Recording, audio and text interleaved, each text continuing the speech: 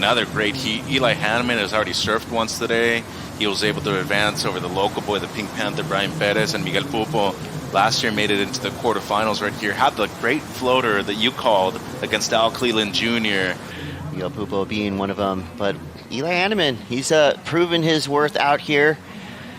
Big heat earlier this morning, and obviously continuing that trend. That second bottom turn was superb, and really exploded once he got to the lip line. He read this wave so well. It was not easy to surf at all.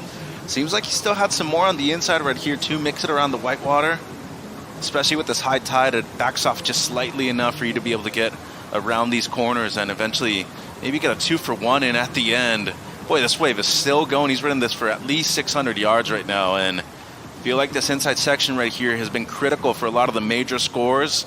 Let's see if he was able to throw in an air too. No, just a big blowtail, but that'll get the job done too. And big score to start things off, Chris, right here. But that second bottom turn, I mean, majestic stuff from the kid from Lahaina Maui. You can see right there, just explodes once he actually gets to the lip line. But the way he drew that one out, not many people in the world that could do a bottom turn like that, Chris. He's so steady, and sure on his feet. Oh, yeah. All that whole combination of 4 turns right there in a big way, a massive heat.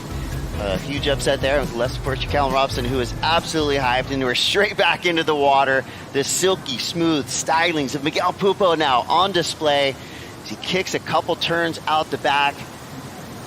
And he's streaking down the line. Waves are pulsing here. The last couple heats of the day. Straighten out, somehow gets around a huge section. He goes underwater. It's all happening. We're live from Punta Roca in La Libertad. That is a perfect role model of a person right there. I mean, if you're only talking about the other person, what about me? I'm here for a reason too. I love that. I like that. He's saving my lane, powering his way through. And so I'd say 2 of the biggest upsets of the day, and just in terms of, fantasy and whatever, resume, Ethan Ewing, Callum right there, and then earlier on today, not Lely Orr, taking out Stephanie Gilmore. So 2 power brokers here at Right Hand Point Breaks out of this contest. And with 22:50 now to go, Eli Hanneman finds himself flying down the line. This wave's growing. He's hunting the section. Goes for the extendo float. Just kind of a positioning roll, I would say. He was kind of thinking that there was maybe something special coming at him. Here we go, 21:40. It's going to be Miguel Pupo now. Pleasure to watch every time he stands up. Arms perfectly placed, straight up into it. 2 big backside snaps. Gets around the section. Quick float there. Great series of maneuvers. Looking at about 4 turns already, setting things up. Inside racetrack. He's going to have a big, solid finisher here. Goes vertical with the whip. That was sick. Expert level surfing there from Miguel Pupo. And I mean, that style, it's just so, he stands up and it's like you can just breathe and watch him and get psyched. He needs to get some results. Miguel Pupo, now he just needs to defend his spot up top, and I think surfing like this is going to help him out. You're in the spotlight, as you're saying, and first turn was good, more of a positional turn, and second one open over, that was sick. Love these floaters that he does. I mean, I remember your call last year about that long one when it was pretty big, and right here, these transitions are so well, and I love the patience that he had, especially right here towards the end.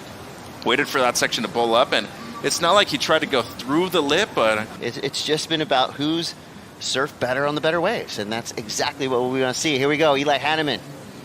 Deep bottom turn. Cranks it off the top. Beautiful carving slash there for Eli. Another vertical snap. Wow. The airdrop, adding to the drama of the turn. Stop it. The third turn was whippy.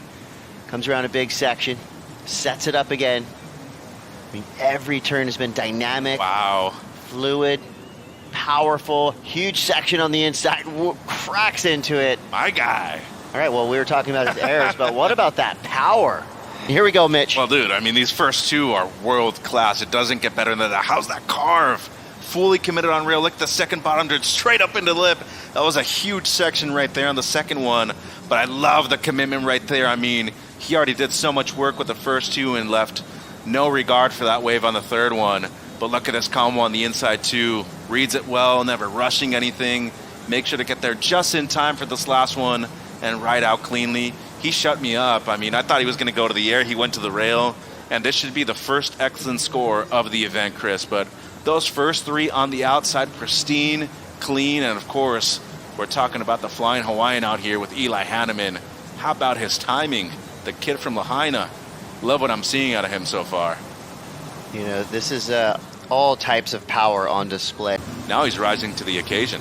Well, we've seen this story before with Miguel Pupo as well. So don't count him out with 13 minutes and 58 seconds. 2 big turns there. The wave's starting to grow down the line. See that incredible speed control through this lumpy section, and this is one of the first waves we've seen in a long time just completely flatten out through that inside. And you just kind of compare those last 2 waves. Eli's wave was twice as big, twice as fast, a freight train down the line. This final back end of the heat, so Eli, he's going to try to improve on the 7.33 here, Chris. Kid is back on the escalator and into the air and off of his board. But you know what? He's got those big numbers. Here's where he can have some fun. Yep, totally. And he's got great arsenal, too. The world number 2 in a combo spot is a pretty huge achievement already, but we still have 3:16 to go. And Pupo is blasting his fins on his backhand. Gives us another nice kind of backside rock and roll floater.